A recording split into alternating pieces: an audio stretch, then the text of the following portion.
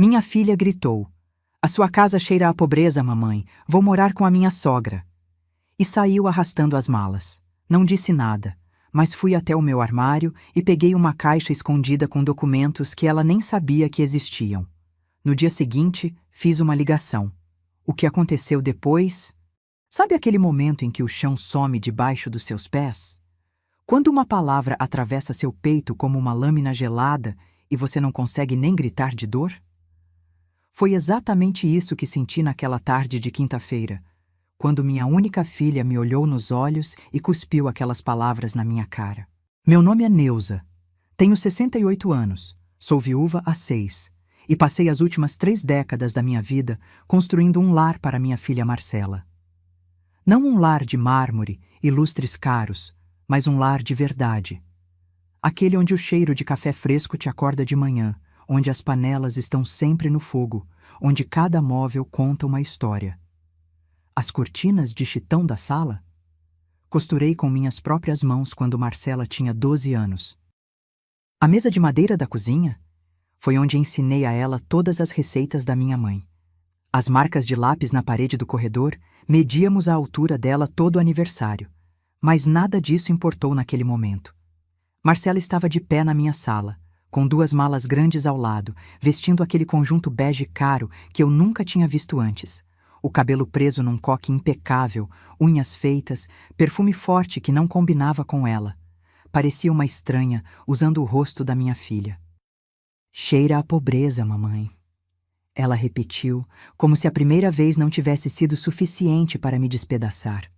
Eu estava com meu avental ainda amarrado na cintura, acabara de tirar do forno um bolo de fubá, o preferido dela desde criança. Minhas mãos tremeram. O silêncio que se instalou naquela sala foi tão pesado que consegui ouvir o relógio da parede marcando cada segundo. Tic-tac, tic-tac, cada batida soando como uma condenação. Vou morar com a Silmara. A casa dela tem ar-condicionado em todos os cômodos. A cozinha é planejada, o box do banheiro é de vidro. Aqui... Ela fez um gesto largo com a mão, como se estivesse espantando uma mosca. Aqui é tudo velho, apertado, ultrapassado. Não dá mais, mãe. Eu cresci. Tenho um marido agora. Preciso de um lugar à altura. À altura. Aquela palavra ecoou dentro de mim como um sino fúnebre. Fábio, o marido dela, buzinou lá fora pela 3ª vez. Eu nem tinha conhecido direito aquele rapaz. Marcela namorou escondido por meses e, quando apresentou, já veio com data marcada para o casamento. 2 anos de casada e minha filha tinha virado outra pessoa. Ou talvez eu nunca tivesse conhecido quem ela realmente era. Marcela. Minha voz saiu rouca, mínima. Eu te criei sozinha nessa casa. Quando seu pai morreu, foi aqui que a gente se agarrou uma na outra para não afundar. Cada tijolo dessa casa tem nosso suor, nossas lágrimas, nossas risadas. Exatamente por isso, mãe. Essa casa é um túmulo de memórias velhas. Eu quero viver, não ficar presa no passado. Ela pegou as malas. Silmara entende isso. Ela é moderna, antenada. Ela me ensinou que a gente não pode se acomodar só porque sempre foi assim. Silmara, a sogra perfeita. A mulher que roubou minha filha em menos de 2 anos. Marcela arrastou as malas até a porta. O barulho das rodinhas no piso de cerâmica, aquela cerâmica que instalei com tanto orgulho quando consegui juntar dinheiro suficiente, soou como uma despedida definitiva. "Você não vai me parar?" ela perguntou, com uma sobrancelha erguida, desafiadora. E foi nesse instante que algo dentro de mim mudou. Não foi raiva, não foi mágoa, foi uma clareza fria, cristalina, que tomou conta de cada célula do meu corpo. Olhei para minha filha, essa mulher de 32 anos que eu não reconhecia mais, e percebi que palavras não adiantariam nada, não naquele momento. "Não, Marcela, não vou." Ela piscou surpresa. Talvez esperasse um drama, lágrimas, súplicas. Mas eu já tinha chorado demais na vida. Tinha suplicado demais ao destino quando meu Osvaldo morreu e me deixou sozinha com uma criança de 6 anos. Aprendi que dignidade às vezes mora no silêncio. Ótimo, então está resolvido. Ela abriu a porta. A luz da tarde entrou violenta, iluminando cada canto daquela sala que ela acabara de chamar de pobre. Eu a vi atravessar o portão, colocar as malas no porta-malas do carro, entrar sem olhar para trás. O carro arrancou e sumiu na esquina, levando embora a menina que eu criei e deixando no lugar. O quê? Um fantasma? Uma lição? Fiquei ali parada por minutos que pareceram horas. O bolo de fubá esfriava sobre a mesa. O avental continuava amarrado na minha cintura. E dentro do meu peito, algo começava a se reorganizar. Se você já sentiu na pele a dor da ingratidão de quem mais amou, fique até o final dessa história. E se inscreva no canal, porque o que vem a seguir vai mostrar que silêncio também pode ser a arma mais poderosa de todas. Caminhei lentamente até o quarto. Meus passos ecoavam no corredor vazio. Agora realmente vazio, sem a presença dela preenchendo cada espaço. Abri o guarda-roupa antigo, aquele de madeira maciça que meu sogro fez à mão há 40 anos. No fundo, atrás das roupas de inverno, estava a caixa de mogno. Peguei-a com cuidado, como quem segura uma bomba relógio, porque de certa forma era exatamente isso. Sentei na cama. A mesma cama onde embalei Marcela em noites de febre, onde li histórias para ela dormir, onde conversei sobre seus primeiros amores. Abri a caixa e olhei para os documentos ali dentro. Escrituras, extratos, certidões. Cartas do meu falecido marido. E pela primeira vez naquela tarde terrível, eu sorri. Porque minha filha não fazia ideia de quem eu realmente era. E no dia seguinte, ela iria começar a descobrir. Mas o preço dessa descoberta seria muito mais alto do que ela jamais poderia imaginar. A caixa pesava pouco nas mãos, mas o que ela guardava tinha o peso de uma vida inteira de escolhas silenciosas. Passei os dedos pela superfície lisa do mogno, sentindo as ranhuras da madeira. Aquela caixa pertenceu à minha mãe, depois passou para mim. Eu sempre imaginei que um dia a entregaria para Marcela, junto com as histórias e segredos que ela carregava. Mas naquela noite, sentada sozinha no meu quarto, enquanto o céu escurecia lá fora, percebi que minha filha não merecia conhecer esses segredos. Ainda não. Talvez nunca. Abri a tampa devagar e o cheiro de papel antigo misturado com alfazema invadiu meu nariz. Lá dentro, organizados em envelopes pardos, estavam todos os documentos que Osvaldo, meu falecido marido, deixou para trás, e os que eu, sozinha, consegui acumular nos últimos 6 anos. A primeira escritura que peguei era do terreno na Zona Sul, 2.000 metros quadrados de terra boa, bem localizada, que meu Osvaldo comprou por uma ninharia em 1998, quando aquela região ainda era mato e promessa. Hoje, o corretor que me ligou mês passado falou em R$890 mil. Quase 1 milhão. Coloquei a escritura de lado e peguei os extratos bancários. 3 aplicações em CDB, 2 em Tesouro Direto, uma poupança antiga que virou investimento em fundos. Total, R$340 mil. Cada centavo ali foi economizado com sacrifício. Cada depósito representava um vestido que não comprei, um restaurante que não fui, uma viagem que não fiz. Mas eu tinha escolhido isso. Escolhi viver simples para construir algo sólido. E tinha mais. A escritura da casa onde eu morava, quitada, sem um único centavo de dívida, valia R$420 mil, segundo a última avaliação que fiz no banco. Somando tudo, meu patrimônio chegava a R$1.650 mil. Eu, Neuza, a mulher pobre, a dona da casa que cheira a pobreza. Encostei a cabeça na parede e fechei os olhos. As lembranças vieram como ondas. Quando Osvaldo morreu de infarto fulminante aos 52 anos, Marcela tinha apenas 6. A dor foi tanta que pensei que não conseguiria levantar da cama. Mas tinha uma menina me chamando de manhã, com fome, com medo, precisando de colo. Não dava para desmoronar. Osvaldo era caminhoneiro, homem honesto, trabalhador, daqueles que saía antes do sol nascer e voltava quando as estrelas já estavam no céu. Ele não deixou seguro de vida, nunca tivemos dinheiro para pagar essas coisas, mas deixou aquele terreno, essa casa e uma poupança de R$ 48.000. Na época parecia uma fortuna. Era tudo que tínhamos entre a sobrevivência e a miséria. Muita gente me aconselhou a vender tudo. Você é nova, Neuza. Começa de novo, vai para um lugar menor, mais barato e guarda o dinheiro. Mas eu olhava para Marcela e pensava, não, essa menina vai crescer com dignidade, na casa que o pai dela construiu. Então voltei a trabalhar, costureira. Fazia roupas sob medida, consertava vestidos de festa, bordava enxovais. Minhas mãos ficaram calejadas, minha vista cansou rápido, mas o dinheiro entrava. Pouco, mas entrava. E eu guardava. Sempre guardava. Marcela nunca soube que eu fazia bicos à noite depois que ela dormia. Nunca soube que muitas vezes eu jantava só arroz com ovo para poder comprar a carne que ela gostava. Nunca soube que economizei durante 2 anos para pagar aquela festa de 15 anos que ela sonhava, com vestido rodado, valsa, mesa de doces e tudo mais. Mãe, você é a melhor do mundo! Ela tinha me dito naquela noite, com os olhos brilhando. Onde estava aquela menina agora? Balancei a cabeça, afastando a melancolia. Não era hora de fraquejar.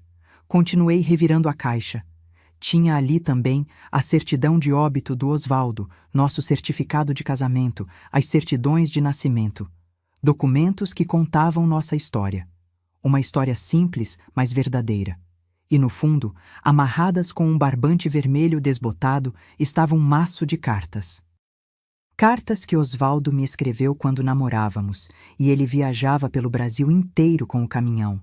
Cartas de amor puro, daquele tipo que não existe mais. Ele não era homem de muitas palavras faladas, mas na escrita ele colocava a alma para fora. Peguei uma carta aleatória e li o primeiro parágrafo. Neuza, meu amor, hoje passei por Minas e vi o pôr do sol mais bonito da minha vida. Mas sabe o que pensei? Que ele não chegava nem perto da beleza dos seus olhos quando você sorri.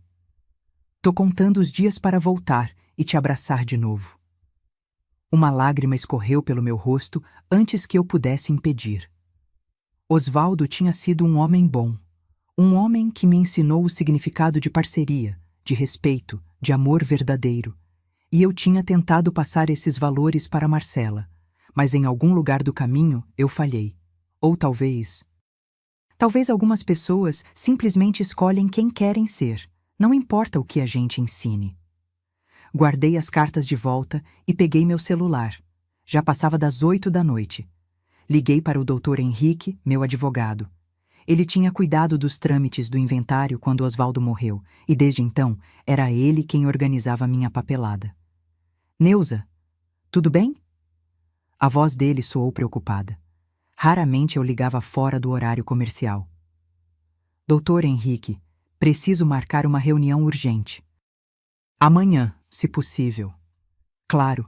Aconteceu algo? Respirei fundo. Preciso fazer algumas mudanças no meu testamento e quero criar um fundo de proteção patrimonial. Pode ser? Houve uma pausa do outro lado da linha. Neuza, posso perguntar o motivo? Quando a gente se ver, eu explico. Está bem. Amanhã às 10 da manhã no meu escritório. Serve? Serve. Obrigada, doutor. Desliguei e fiquei olhando para o celular. Nenhuma mensagem de Marcela. Nenhuma ligação. Cheguei bem, mãe. Nada. Levantei da cama e caminhei até a janela. A rua estava quieta, iluminada apenas pelos postes amarelados. Minha vizinha, Dona Carmélia, regava as plantas na varanda. Acenou para mim quando me viu. Acenei de volta. Aquela era minha vida. Simples, comum, mas era minha. E tinha valor. Voltei para a caixa e peguei a última coisa que estava ali. Uma foto antiga, meio amarelada. Eu, Osvaldo e Marcela bebê. Estávamos na pracinha perto de casa, sentados num banco de madeira. Osvaldo segurava Marcela no colo. Eu estava abraçada nele. E os 3 sorriam para a câmera, felizes, completos. Osvaldo, Sussurrei para a foto. Nossa filha cresceu e esqueceu de onde veio. Esqueceu o que você batalhou, o que eu sofri. Ela olha para mim e vê pobreza. Mas eu vou ensinar a ela o que é riqueza de verdade. Nem que eu precise quebrar ela no processo. Guardei tudo de volta na caixa, fechei bem fechada e voltei a colocar no fundo do guarda-roupa. Amanhã começaria minha contraofensiva, porque minha filha ia aprender uma lição que eu deveria ter ensinado há muito tempo. Respeito não se pede, se conquista. E quem esquece suas raízes acaba descobrindo, tarde demais, que estava construindo castelos na areia. Apaguei a luz do quarto, mas o sono não veio. Fiquei deitada no escuro, olhando para o teto, planejando cada passo do que viria a seguir. E pela primeira vez desde que Marcela saiu de casa, eu não senti vontade de chorar. Senti algo muito mais poderoso: determinação. Acordei na sexta-feira com um peso diferente no peito. Não era mais dor. Era aquela sensação estranha de quando você finalmente enxerga a verdade que estava escondida na sua frente o tempo todo. Preparei meu café como sempre fazia, passado na hora, com o coador de pano que uso há 20 anos. Sentei na mesma cadeira da cozinha, onde me sentava todos os dias. Mas nada era igual. A casa estava silenciosa demais, vazia demais. Peguei minha xícara e deixei a mente vagar para trás. Precisava entender. Quando foi que eu perdi minha filha? Tudo começou há 2 anos, quando Marcela conheceu Fábio. Ela trabalhava como assistente administrativa numa clínica veterinária, ganhava razoável, tinha suas amigas, sua rotina. Era uma moça normal, com sonhos normais. Falava em fazer faculdade de pedagogia, em viajar para o Nordeste nas férias. Gostava de assistir novela comigo, de fazer pipoca no domingo à tarde. Então, apareceu ele. Fábio era representante comercial, sempre bem vestido, carro zero, perfume importado. E tinha uma mãe, Silmara. A mulher que se tornaria minha pior inimiga sem eu nem perceber. Lembro exatamente do dia em que Marcela trouxe Fábio aqui em casa pela primeira vez. Foi num sábado de março, logo depois do almoço. Eu tinha feito galinhada, aquela receita que minha mãe me ensinou, com quiabo e açafrão. Coloquei a mesa bonita, toalha de crochê, os pratos bons que só usava em ocasiões especiais. Fábio foi educado. Elogiou a comida, agradeceu, falou que estava tudo delicioso. Mas eu vi o jeito que ele olhou para a casa quando entrou. Aquele olhar rápido, avaliativo, que varreu a sala em 3 segundos e catalogou tudo. Móveis velhos, televisão pequena, sofá surrado, cortinas desbotadas. E vi pior ainda, vi Marcela percebendo o olhar dele. E vi a vergonha nos olhos dela. Minha filha estava com vergonha de mim, da nossa casa, da nossa vida. Foi como levar um soco no estômago sem ninguém encostar em mim. Mas eu engoli. Sorri. Servi a sobremesa, pudim de leite condensado, e fiz de conta que não tinha visto nada. 2 semanas depois, Marcela me disse que ia conhecer a família do Fábio. A mãe dele convidou a gente para jantar no apartamento, mãe. Ela disse que quer me conhecer direito. Que bom, filha. Leva aquele bolo de cenoura que você gosta como presente. Marcela fez uma cara estranha. Ah, mãe, não precisa. A Silmara não é muito de... essas coisas caseiras, sabe? Essas coisas caseiras. Como se amor temperado em panela de barro fosse algo ultrapassado. Mas eu deixei passar. Afinal, ela estava nervosa, querendo causar boa impressão. Era normal. Quando Marcela voltou daquela noite, tinha estrelinhas nos olhos. Mãe, o apartamento da Silmara é lindo. Tem 3 quartos, varanda gourmet, churrasqueira elétrica, piso porcelanato. E ela é tão moderna, sabe? Trabalha como gerente numa loja de roupas. Viaja todo ano. Conhece um monte de lugares. Fiquei quieta, mexendo meu chá. E o melhor, mãe, ela disse que eu tenho potencial. Que posso ser muito mais do que sou, que é só questão de eu me valorizar, me cuidar melhor, vestir roupas mais bonitas. Você acha que não se cuida bem? Perguntei, tentando manter a voz neutra. Ah, mãe, não é isso. É que A Silmara me mostrou que a gente pode aspirar a coisas melhores. Não precisa se conformar só porque sempre foi assim. Aquelas palavras ficaram ecoando na minha cabeça. Não precisa se conformar. Como se nossa vida fosse uma sentença da qual a gente devia escapar. Nas semanas seguintes, Marcela começou a mudar. Primeiro foi o cabelo. Gastou R$ 400 num salão chique, metade do salário dela, para fazer luzes e hidratação. Voltou para casa toda animada, mas quando perguntei se não era caro demais, ela respondeu. A Silmara disse que investir em aparência é investir em si mesma. Depois vieram as roupas. Marcela sempre foi de calça jeans e blusa simples. De repente, começou a aparecer com conjuntos combinados, bolsas de marca, mesmo que fossem réplicas, sapatos de salto. Tudo comprado parcelado no cartão. Filha, você está se endividando, tentei alertar. Mãe, por favor, a senhora não entende. Hoje em dia a imagem é tudo. A Silmara me ensinou isso. Silmara. Sempre Silmara. A mulher tinha virado uma espécie de guru para minha filha. Tudo o que ela dizia era lei. Tudo o que ela fazia era exemplo.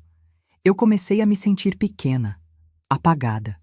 Como se 32 anos criando Marcela sozinha não valessem nada perto de 3 meses de conversa com aquela mulher. O casamento foi marcado rápido. 6 meses de namoro e já estavam noivos.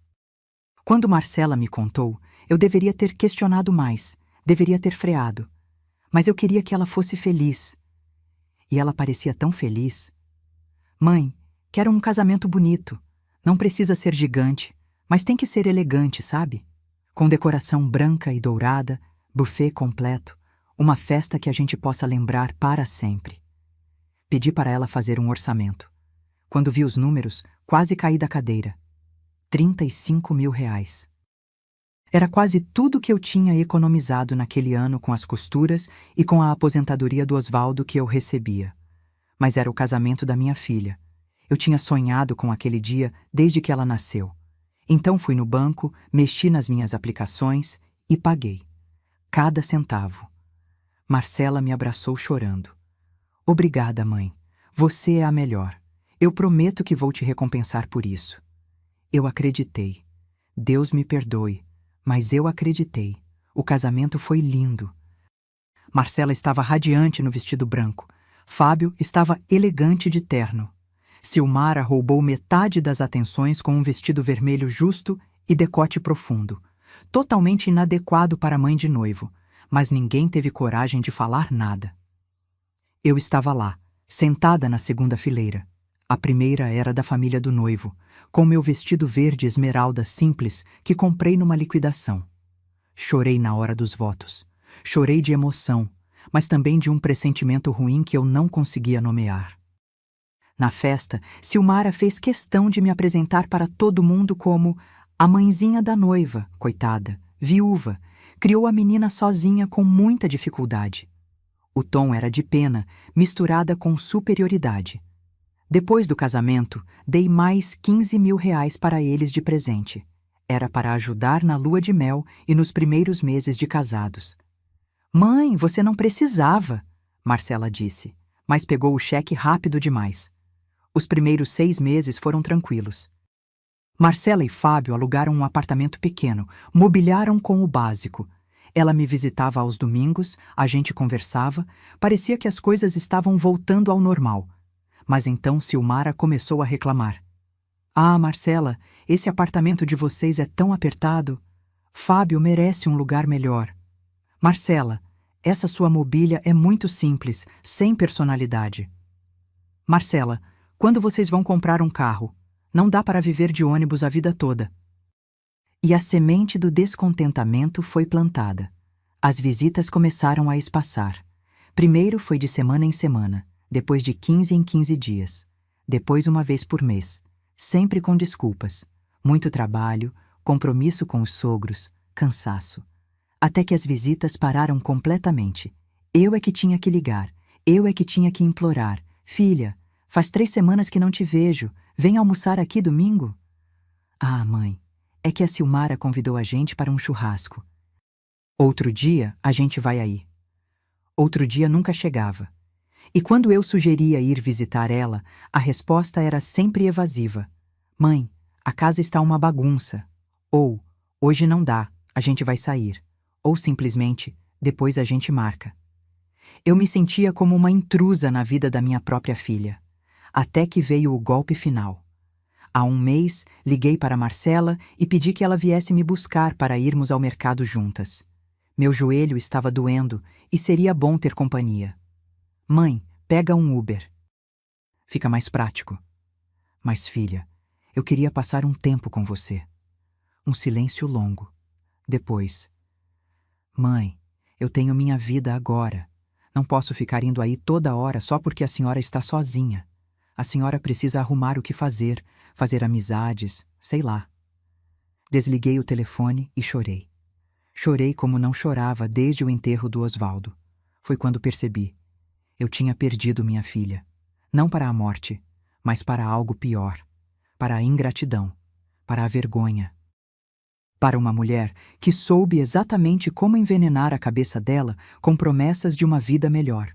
E agora, sentada na minha cozinha vazia, tomando meu café frio, eu finalmente entendia.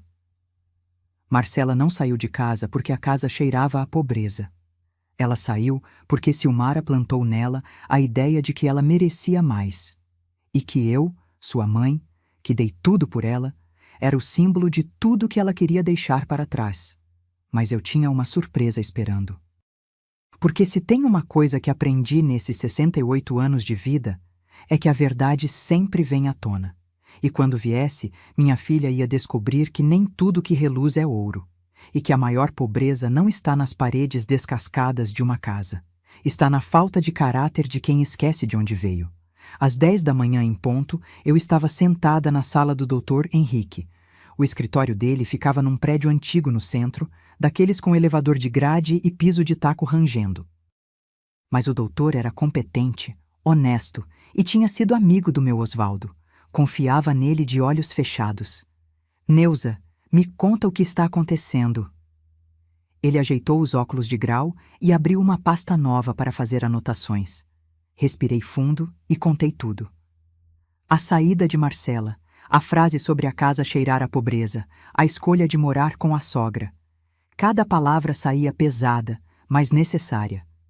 Dr. Henrique me ouviu em silêncio, apenas balançando a cabeça aqui e ali. Quando terminei, ele tirou os óculos e esfregou o rosto com as mãos. Neuza, sinto muito. Não devia ser assim. Pois é, doutor. Mas não vim aqui buscar pena. Vim buscar solução. Ele sorriu de canto. Sempre foi determinada. O Osvaldo tinha orgulho disso. Então me ajude. Quero proteger meu patrimônio.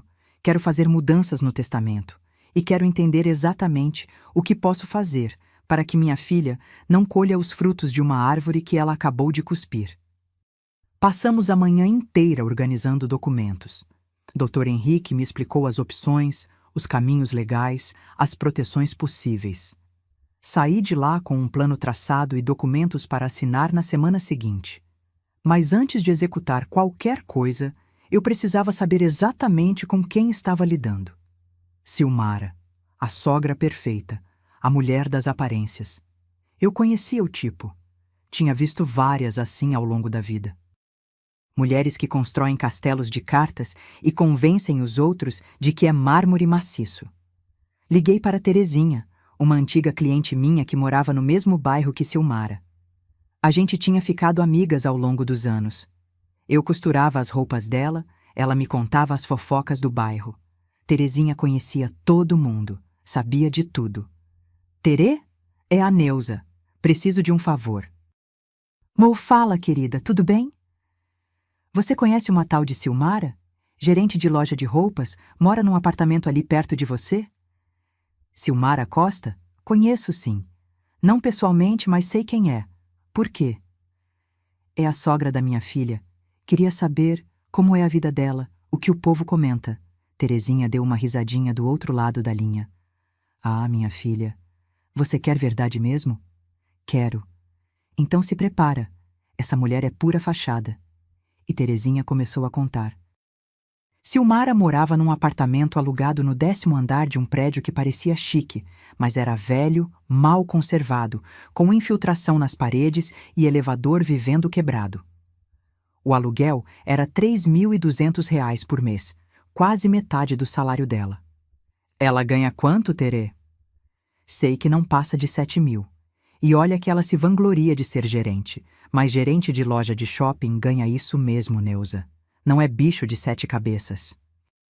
O carro que ela dirigia, aquele sedã preto que parecia importado, estava financiado em 84 vezes. Ainda devia R$ 78.000. As parcelas estavam atrasadas há 2 meses. Como você sabe disso? Minha sobrinha trabalha no banco onde ela tem conta. Não pode falar oficialmente, mas me contou nos bastidores. A mulher está com o nome sujo, Neuza. Cartões estourados, cheque especial no limite. Senti um frio na espinha. Quanto de dívida?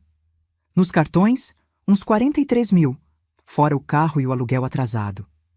Silmara estava afundada em dívidas, e minha filha tinha ido morar com ela, achando que estava subindo na vida. Tem mais, Neuza. O povo aqui comenta que ela vive pedindo dinheiro emprestado. Já tentou pegar com a síndica, com vizinhos, com colegas de trabalho, sempre com desculpa bonita. É só até o fim do mês, tive um imprevisto, meu salário está atrasado. E o filho dela, o Fábio? Ah, o Fábio, coitado. Bom rapaz, trabalha direitinho, mas é meio bobo, sabe? Acredita em tudo que a mãe fala. Acho que nem sabe do buraco que ela está. Terê, você acha que ela vai usar minha filha? Silêncio do outro lado. Depois, com a voz baixa. Neuza, se eu fosse você, ficaria de olho. Mulher desesperada por dinheiro é capaz de qualquer coisa. Desliguei o telefone com o coração acelerado. Não era apenas soberba ou vaidade, era pior. Silmara estava quebrada financeiramente e tinha visto em Marcela e Fábio uma tábua de salvação. E o pior, Marcela não fazia a menor ideia. Passei o fim de semana inteiro inquieta. Não conseguia tirar aquilo da cabeça. Minha filha estava sendo usada e nem percebia.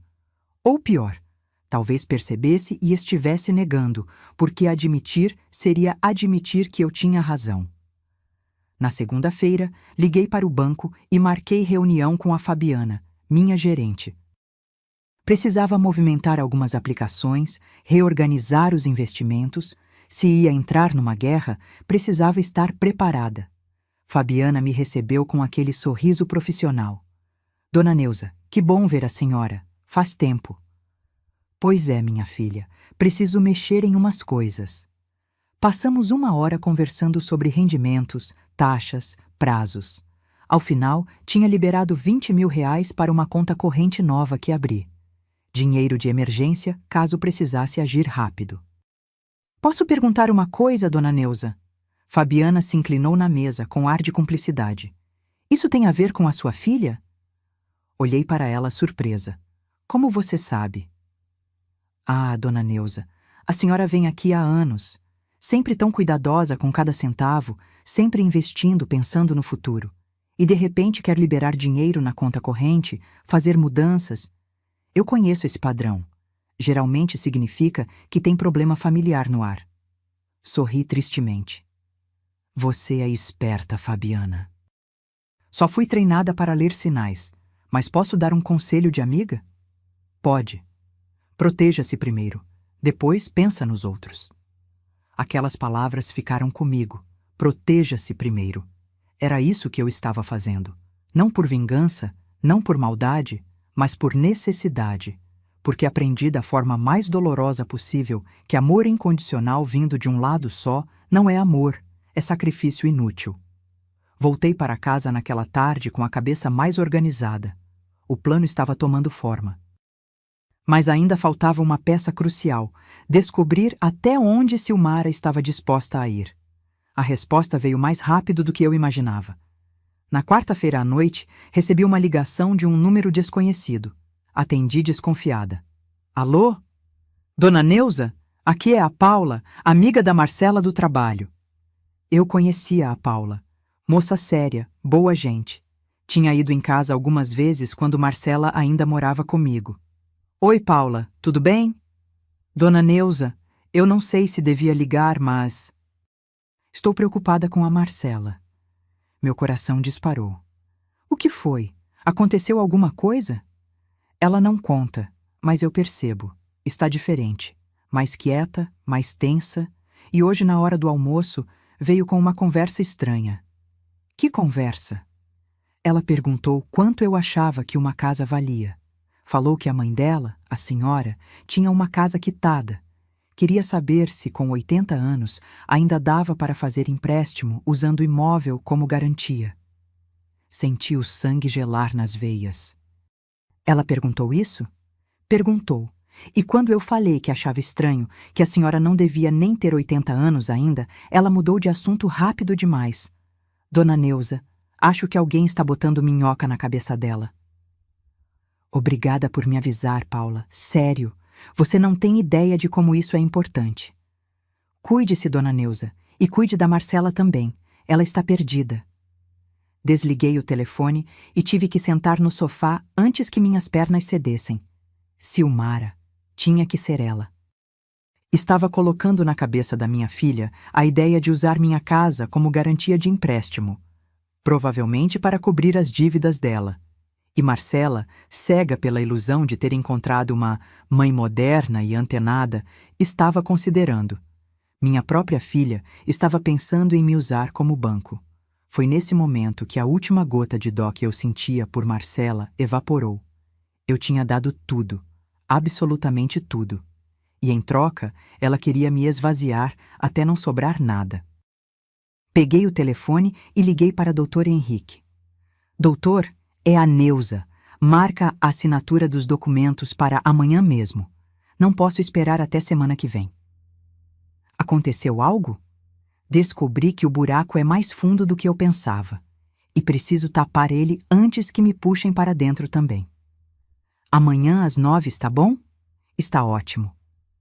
Naquela noite, dormi pouco, mas pela primeira vez em semanas, não foi de tristeza, foi de raiva controlada. Daquelas que não explode em gritos, mas que fermenta devagar até virar ação concreta. Silmara tinha declarado guerra sem saber, e eu, Neuza, costureira aposentada, viúva, mãe desprezada, estava prestes a mostrar a ela e a minha filha que subestimar uma mulher de 68 anos com uma vida inteira de luta nas costas era o maior erro que elas podiam cometer. O jogo tinha começado. E eu não pretendia perder. Quinta-feira, 9 da manhã.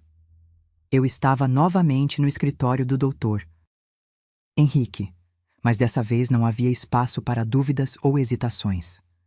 Coloquei a bolsa na cadeira ao lado e sentei ereta, com a postura de quem sabe exatamente o que quer. Vamos começar? O doutor abriu a pasta com os documentos que tinha preparado.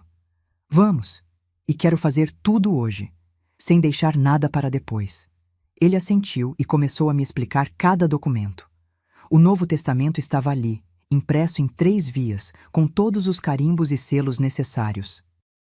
Mas antes de assinar, eu quis revisar cada linha, cada vírgula. Não podia haver margem para erro. O documento era claro: 70% do meu patrimônio total iria para o Lar dos Idosos, São Vicente de Paula. Uma instituição que eu conhecia bem, que cuidava de senhores e senhoras abandonados pela própria família. 20% ficaria para Célia, minha prima de 2º grau, que sempre me tratou com carinho, mesmo morando em outro estado e só nos falando por telefone. E apenas 10%, R$ 165 mil, seria destinado a Marcela. Mas tinha uma condição. Uma cláusula que o Dr. Henrique sugeriu e que eu aceitei na hora. Marcela só receberá a herança se cumprir 200 horas de trabalho voluntário no Lar São Vicente, com registro e comprovação, e se escrever uma carta pública de retratação pelo desrespeito cometido, a ser lida perante a família e registrada em cartório. Assinei embaixo do meu nome com a mão firme, sem tremer. Sem arrependimento. Tem mais uma coisa, doutor. Essa casa aqui... Apontei para a escritura que estava sobre a mesa. Quero doar em vida. Quero tirar do meu nome agora. Dr. Henrique franziu a testa. Neuza, tem certeza? Doar em vida é irreversível. Você não vai poder voltar atrás. Tenho certeza. E sei exatamente para quem vai. Para quem? Minha sobrinha Jéssica, filha do meu primo que faleceu há 3 anos. A menina tem 22 anos, está terminando a faculdade de enfermagem, mora num quartinho alugado e se vira como pode. Sempre me respeitou, sempre me visitou, sempre me tratou com carinho. O doutor fez algumas anotações. Vai precisar avisar ela, fazer a transferência oficial, pagar os impostos. Eu pago tudo. Quero que fique registrado que a casa não é mais minha. Assim, quando Marcela vier atrás querendo usar como garantia de empréstimo, não vai ter o que usar. Doutor. Henrique me olhou por cima dos óculos.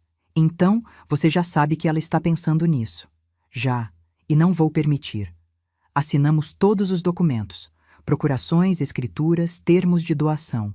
3 horas depois, saí daquele escritório com uma pasta cheia de papéis que representavam minha liberdade. Minha casa não era mais minha, mas também não era da minha filha. Minha herança estava protegida. Meu patrimônio estava blindado. Agora vinha a segunda parte do plano.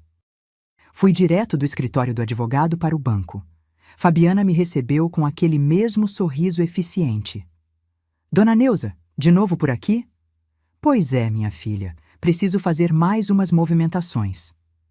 Expliquei o que queria: criar um fundo de proteção patrimonial, transferir alguns investimentos para aplicações que não pudessem ser tocadas por terceiros, garantir que ninguém teria acesso aos meus recursos além de mim mesma.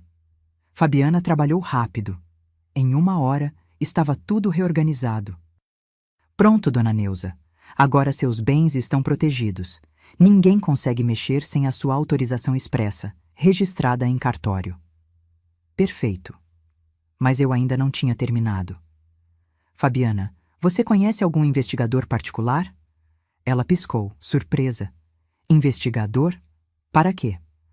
Preciso de informações sobre alguém. Dados financeiros, dívidas, histórico de crédito.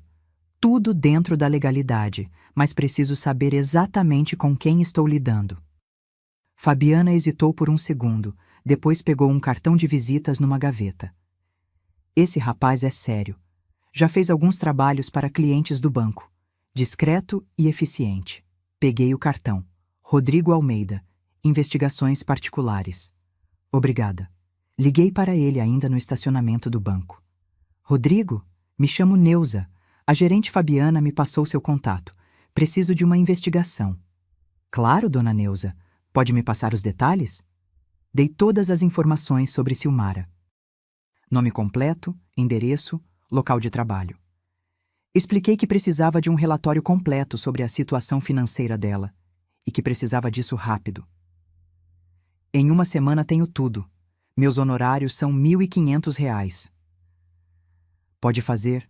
Te mando o dinheiro hoje ainda. Desliguei e encostei a cabeça no volante do carro.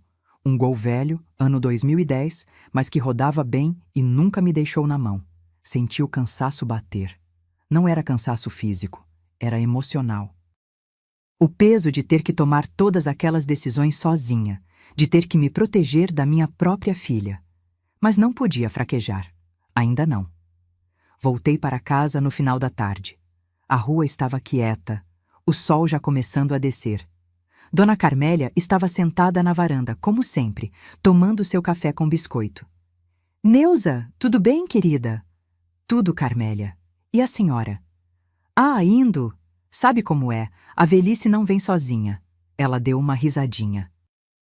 A Marcela não veio aqui hoje, não? Senti um aperto no peito.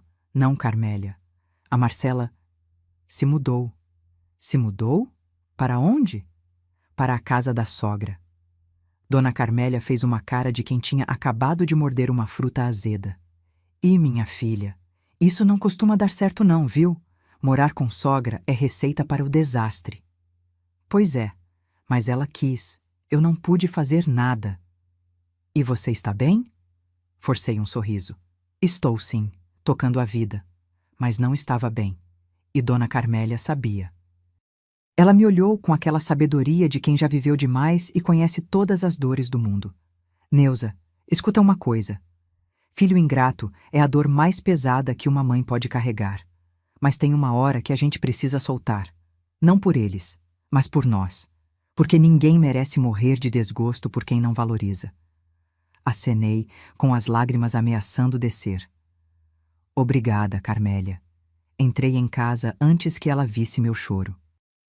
Aquela noite, sentei no sofá com uma xícara de chá de camomila e liguei a televisão. Mas não conseguia prestar atenção em nada. Minha cabeça estava longe, processando tudo o que tinha acontecido.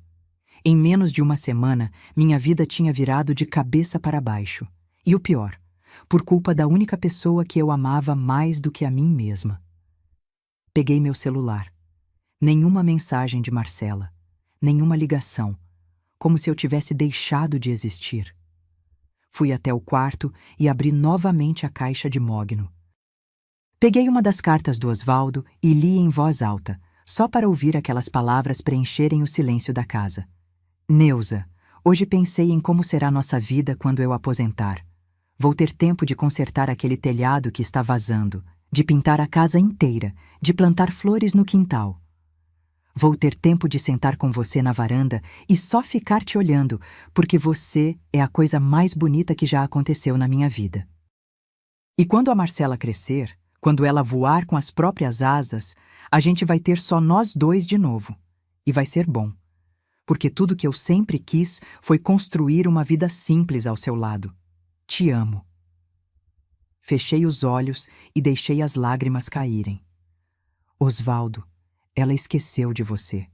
Esqueceu de tudo que você batalhou, de todo o suor que você derramou nessa casa. Como é que eu ensino a ela o que é gratidão, meu amor? Como?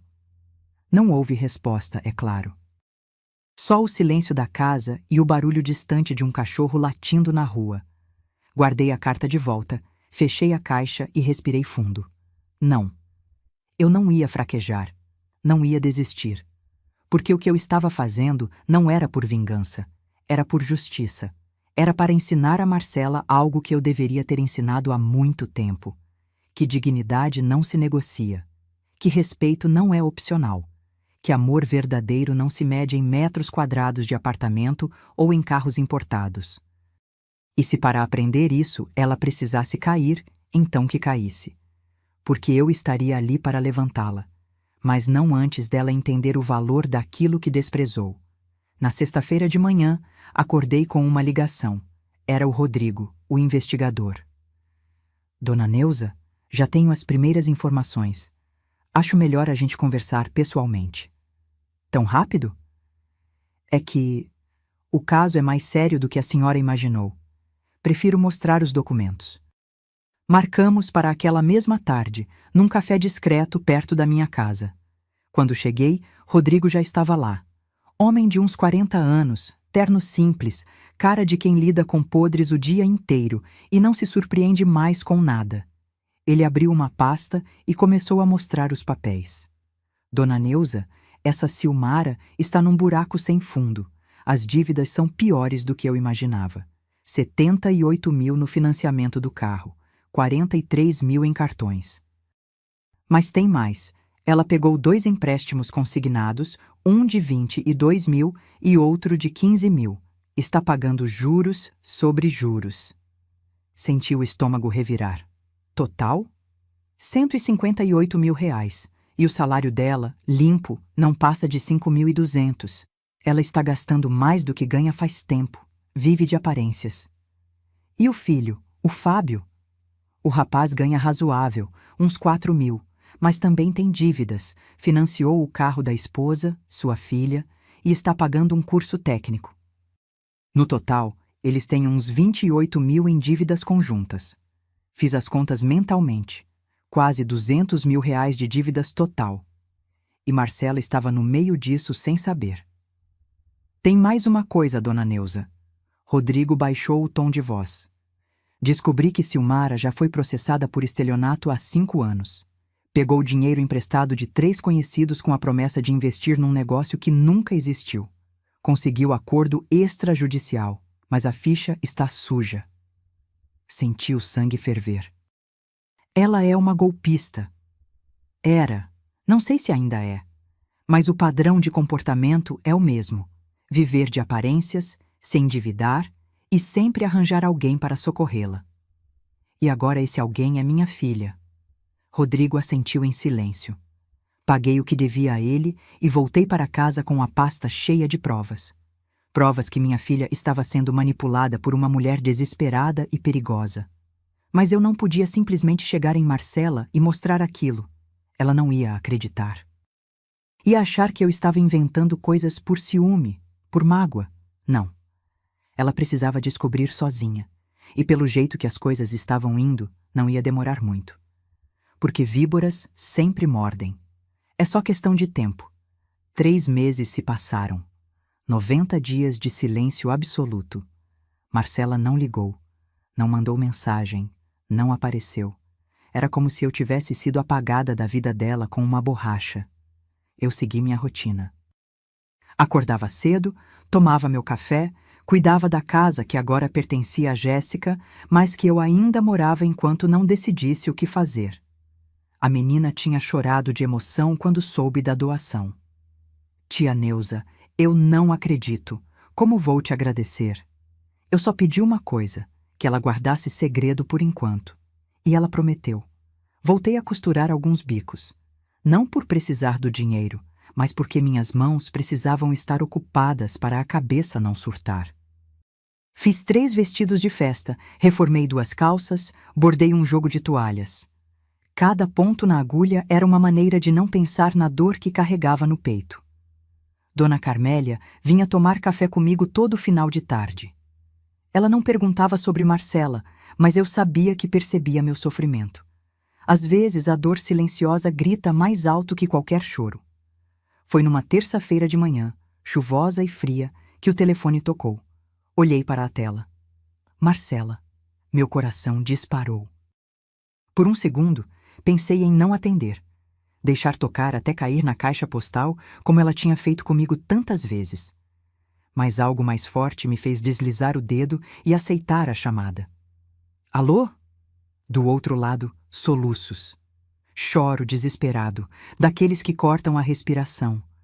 Mãe, mãe, eu preciso falar com a senhora. Todo meu corpo ficou em alerta. Marcela? O que foi? Você está bem? Aconteceu alguma coisa? Mãe, a senhora estava certa, sobre tudo. Fechei os olhos. Não senti vitória. Senti apenas uma tristeza profunda, pesada como chumbo. Respira, filha. Me conta o que aconteceu. Entre soluços entrecortados, Marcela começou a falar. E cada palavra era uma confirmação do que eu já sabia que ia acontecer. Nos primeiros dias morando com Silmara, tudo tinha sido perfeito. A sogra a tratava como princesa, elogiava suas roupas, levava ela e Fábio para jantar fora, apresentava Marcela nas redes sociais como minha filha do coração. Marcela se sentiu acolhida, especial, parte de algo melhor. Mas depois de 2 semanas, Silmara começou a mudar o discurso. Marcela, querida, você se importa de ajudar com as compras do mês? É que meu salário atrasou. Marcela pagou R$ 600 no supermercado. Marcela, o condomínio está vencendo. Você e o Fábio podem dar uma ajudinha? Quando meu dinheiro entrar, eu devolvo. Eles pagaram R$ 450. Marcela, preciso consertar o ar-condicionado da sala. Fica insuportável sem ele. Será que vocês conseguem adiantar? Pagaram R$ 800. E foi assim, semana após semana. Sempre com desculpas diferentes, sempre com promessas de devolução que nunca se cumpriam. No segundo mês, Silmara soltou a bomba. Olha, eu tô com uma dívida aqui que tá me sufocando. Se vocês não me ajudarem com 4.500 por mês, vou ter que vender o apartamento e todo mundo vai ter que sair. Marcela e Fábio entraram em pânico. 4.500 era quase todo o salário deles somado. Como iam viver? A gente se vira. Vocês são jovens, trabalham. Eu tô quase na idade de aposentar. Não posso perder minha casa. E o pior, quando eles hesitaram, Silmara jogou a cartada final. Vocês são ingratos. Eu abri minha casa, dividi meu espaço, tratei vocês como filhos. E agora, na hora que preciso, vocês viram as costas? Que decepção, Fábio. Que decepção, Marcela. Pensei que vocês fossem diferentes. O peso da culpa funcionou. Eles começaram a pagar os 4.500, mas Silmara não parou por aí. Marcela, querida, preciso usar seu cartão de crédito só hoje. O meu está bloqueado por engano, mas amanhã já resolvo. Marcela entregou o cartão. No dia seguinte, descobriu que Silmara tinha gastado R$ 2.700 em roupas, perfumes e um jantar caro com as amigas. Silmara, a senhora prometeu que ia devolver. Calma, filha, eu devolvo, só me dá um tempo. O tempo nunca chegava. Marcela tentou conversar com Fábio, mas ele estava cego. Minha mãe não faria isso de propósito. Ela está passando por dificuldades. A gente precisa ajudar. Até que na semana passada, Silmara cruzou a linha vermelha. Marcela chegou em casa do trabalho e encontrou a sogra fuçando em suas coisas. Tinha achado o talão de cheques que Marcela guardava para emergências. Silmara, o que a senhora está fazendo? Ah, Marcela, achei que você não fosse se importar. Preciso pagar uma conta urgente. Só vou pegar emprestado. Não, esse dinheiro é nosso, é para emergências. O rosto de Silmara mudou. A máscara de sogra amorosa caiu e deu lugar a uma expressão fria, calculista. Ouve aqui, mocinha. Você está morando na minha casa, comendo da minha comida, usando minha água, minha luz. Se você não gosta das regras aqui, a porta está ali. Pode pegar suas malas e voltar para aquela casa fedorenta da sua mãe. Marcela ficou paralisada. Aliás, Silmara continuou com um sorriso maldoso. Aposto que aquela casinha velha deve valer uns 300 mil, né? Sua mãe não faz nada com aquilo.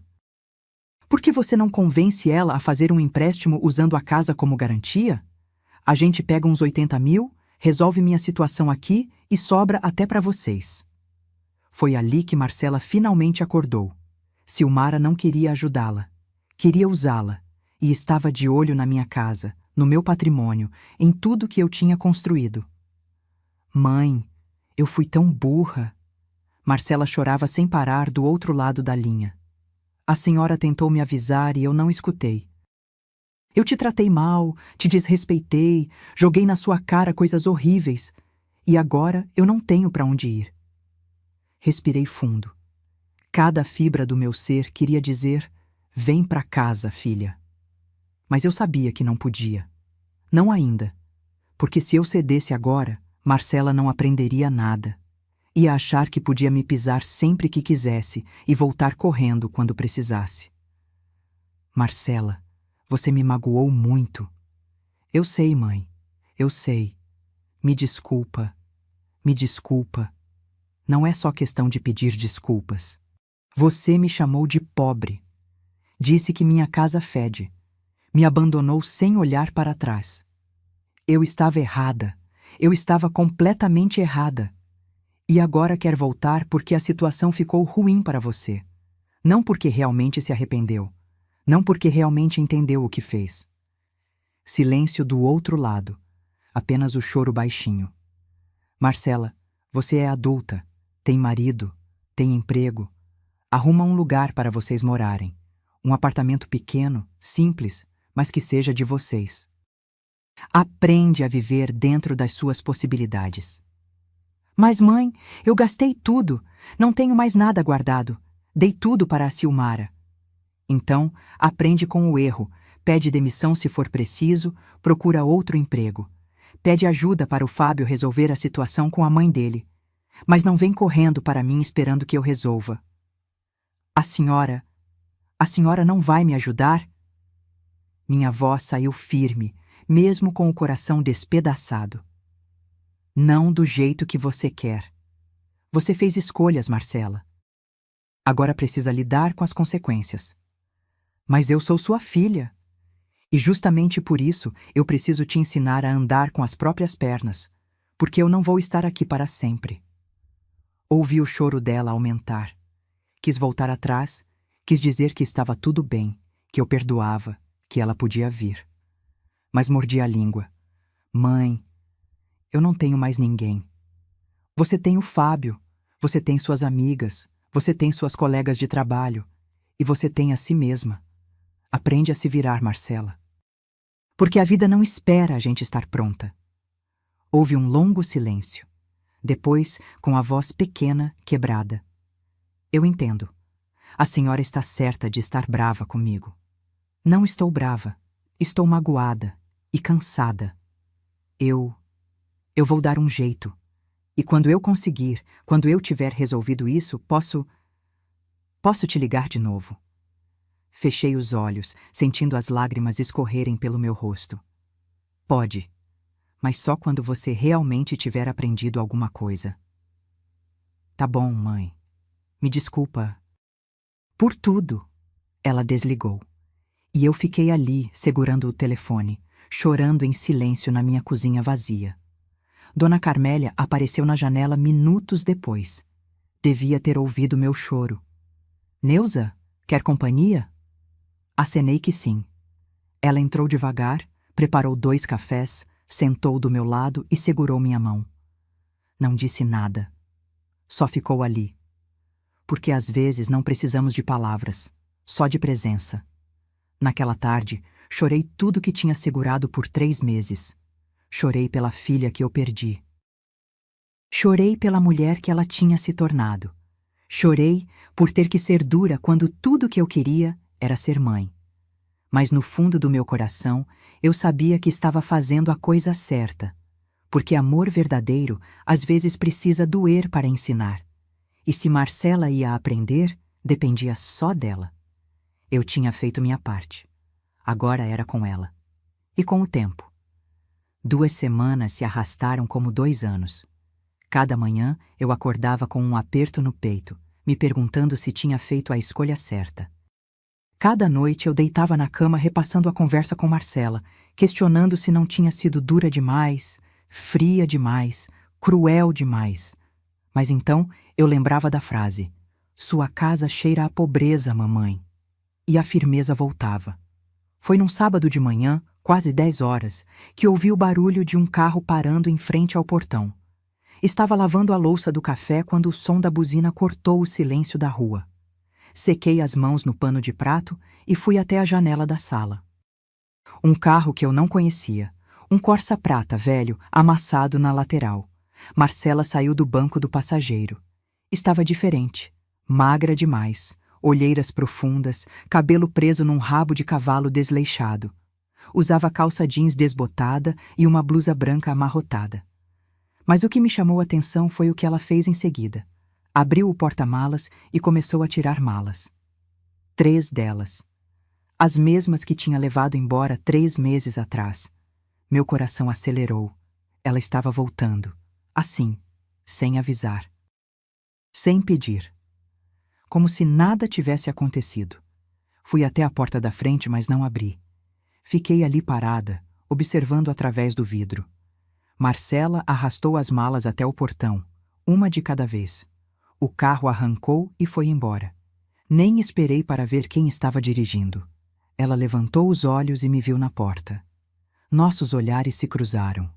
Por um breve instante, vi a menina de 6 anos que chorava nos meus braços quando tinha pesadelos. Mas a imagem se dissolveu rápido. A mulher parada do outro lado do portão era uma estranha. Marcela acenou timidamente. Eu não respondi. Ela empurrou o portão, que eu sempre deixava destrancado durante o dia, e começou a arrastar as malas pela calçada interna. O barulho das rodinhas na pedra portuguesa ecoava junto com meu coração batendo descompassado. Quando chegou na varanda, parou a uns 2 metros da porta. Ficamos nos encarando. O silêncio era tão denso que consegui ouvir o pardal cantando na mangueira do quintal. "Oi, mãe." A voz dela saiu rouca, insegura. "Marcela." Meu tom era neutro, nem frio nem caloroso, apenas vazio. "Eu posso entrar?" Depende, para quê? Ela piscou, surpresa com a pergunta. Como assim para quê? É minha casa, não é? E ali estava, a presunção, a arrogância mal disfarçada de inocência. Não, Marcela, não é. Mãe, eu cresci aqui, morei aqui a vida toda até você sair e dizer que aqui cheira a pobreza. Minha voz estava firme agora. Até você virar as costas e escolher morar com uma mulher que você conhecia há menos de 1 ano. Marcela abaixou a cabeça. Eu sei que errei. Sabe mesmo? Ou só está dizendo isso porque as coisas ficaram difíceis? Ela ergueu o rosto. Tinha lágrimas nos olhos. Mãe, foi horrível. A Silmara, ela me enganou. Ela usou a gente. Tomou todo o nosso dinheiro, gastou nosso cartão de crédito, cobrava aluguel absurdo. Eu e o Fábio não tínhamos mais como pagar. Tivemos que sair. E vieram para cá. Eu pensei que a senhora ia entender. Cruzei os braços. Minha postura era de quem não pretende ceder nem 1 milímetro. Entender o quê, Marcela? Que você me usou de plano B? Que a casa que cheira a pobreza agora serve porque não tem para onde ir? Não é assim, mãe. Então como é? Ela respirou fundo, as lágrimas escorrendo livremente agora. Eu errei feio, eu admito, mas eu sou sua filha. A senhora não pode me deixar na rua. Você tem emprego, tem marido, alugue um lugar para vocês. A gente não tem dinheiro, mãe. Gastamos tudo. Estamos devendo 3 meses de cartão, o banco está bloqueado. Não conseguimos nem alugar porque pedem fiador e a gente não tem. Senti um aperto no peito, mas não deixei transparecer. E o Fábio? Onde ele está? Está procurando quarto para alugar, mas até conseguir algo. Eu pensei em ficar aqui uns dias, só até organizar as coisas. Uns dias que vão virar semanas. Que vão virar meses, e daí eu vou estar sustentando você de novo como sempre fiz. Mãe, por favor. Você pediu desculpas, Marcela? A pergunta saiu cortante. Pediu desculpas de verdade pelo que me disse? Pela forma como me tratou? Ela hesitou. Abriu a boca, fechou, abriu de novo. Eu acabei de pedir. Não, você não pediu. Você disse que errou. Isso é diferente de pedir desculpas. Errar, todo mundo erra. Mas ter coragem de olhar nos olhos da pessoa que você machucou e dizer: me desculpa, eu te magoei e foi injusto, é outra coisa completamente diferente. Marcela engoliu seco. Estava ficando nervosa, eu percebia. A máscara de filha arrependida começando a rachar. Está bem. Me desculpa, mãe. Pronto. Posso entrar agora? Não. O quê? Agora a voz dela tinha um tom de indignação. Como não? Porque você não está arrependida de verdade, Marcela. Você está desesperada. E há uma diferença gigante entre as duas coisas. Eu não acredito. A senhora está me julgando agora? Depois de tudo que eu passei? E ali estava a filha que eu conhecia, a que se fazia de vítima quando as coisas não saíam do jeito dela. Tudo que você passou foi consequência das suas escolhas. Eu tentei te avisar sobre a Silmara. Você não quis ouvir. A senhora não tentou nada. A senhora ficou aí na sua, quieta, deixando eu me afundar. A voz dela estava subindo. Dona Carmélia apareceu na varanda dela, fingindo regar as plantas, mas claramente de olho na situação. Eu fiquei quieta porque você é adulta. Porque você deixou bem claro que não precisava mais de mim. Que eu era a mãe pobre, ultrapassada, que só atrapalhava sua vida nova. Eu nunca disse isso. Disse sim. Com palavras, com atitudes. Com cada vez que você cancelou um almoço comigo para ir na casa da Silmara. Com cada vez que fingiu que estava ocupada quando eu ligava. Com cada olhar de vergonha que você me dava quando o Fábio estava perto. Marcela ficou em silêncio. As palavras tinham acertado em cheio. Mãe, por favor, eu não tenho para onde ir. Tem sim. Tem a casa dos seus amigos. Tem albergue. Tem quarto de hotel barato. Tem várias opções. Só não tem a opção de voltar aqui e fazer de conta que nada aconteceu. A senhora está sendo cruel. Não, Marcela. Eu estou sendo honesta. Pela primeira vez em muito tempo, estou colocando minha dignidade acima do meu papel de mãe. E isso deveria ter acontecido há anos.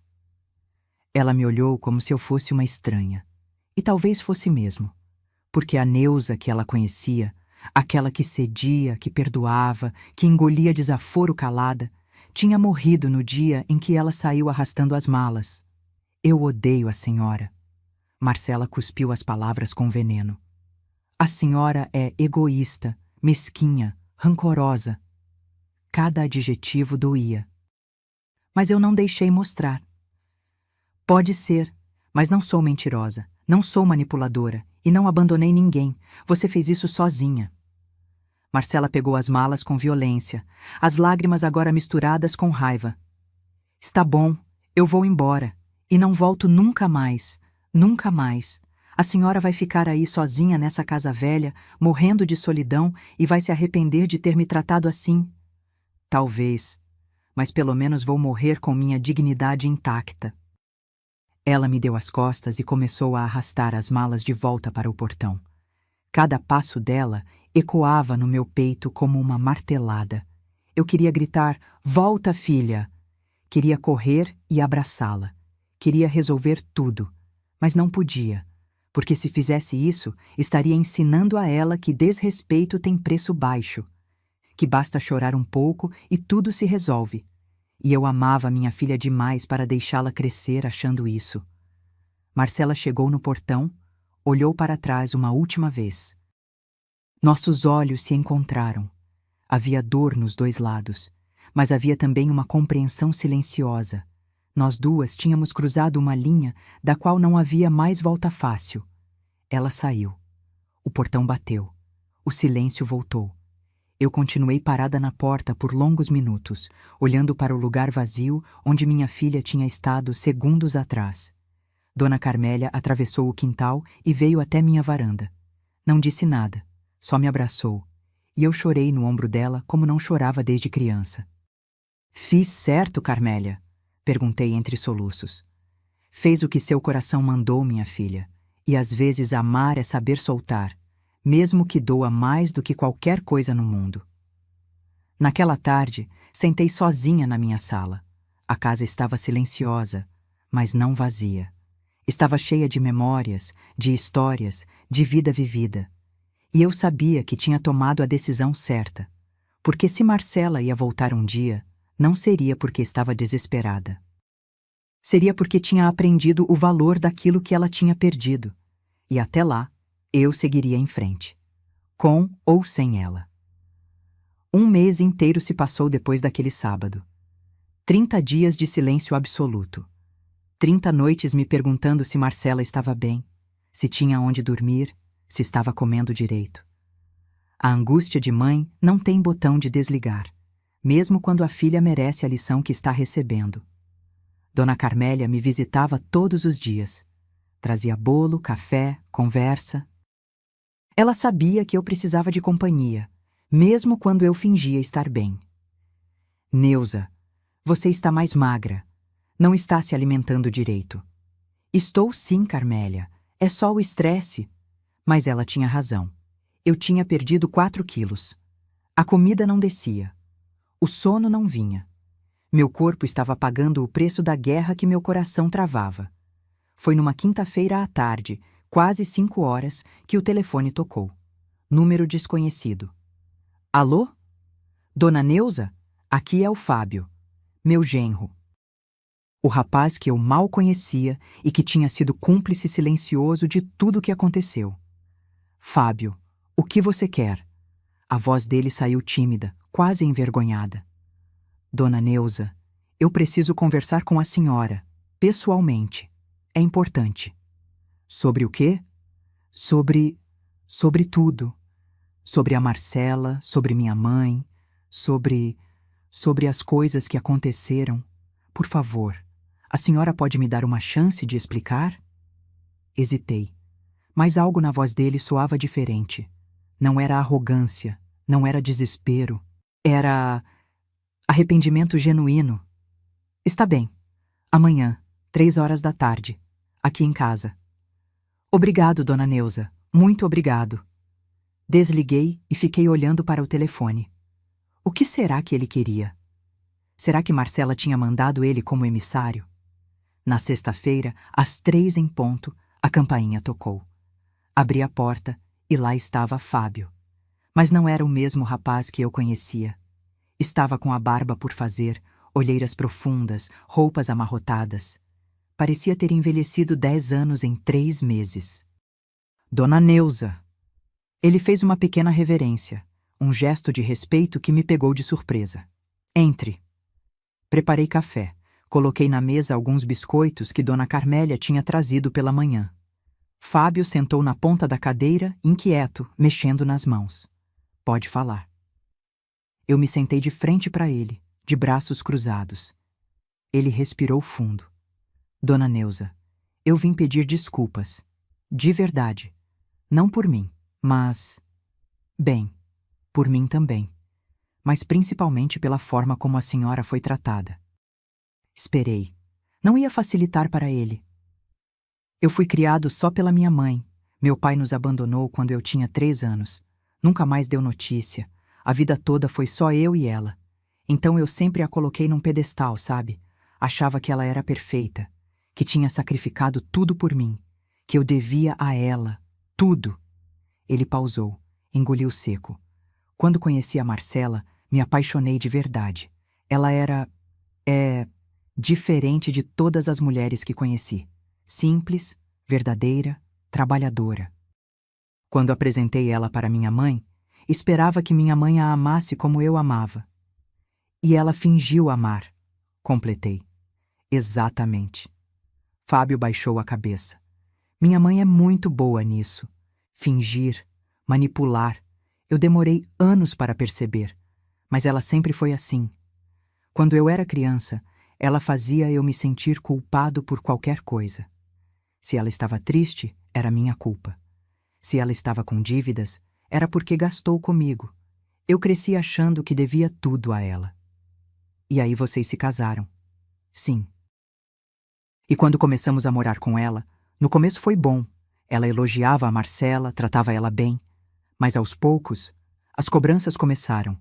Primeiro pequenas, depois cada vez maiores. Fábio esfregou o rosto com as mãos. Eu era cego, dona Neuza. Sempre que a Marcela reclamava, eu defendia minha mãe. Ela está passando por dificuldades. Ela criou a gente sozinha.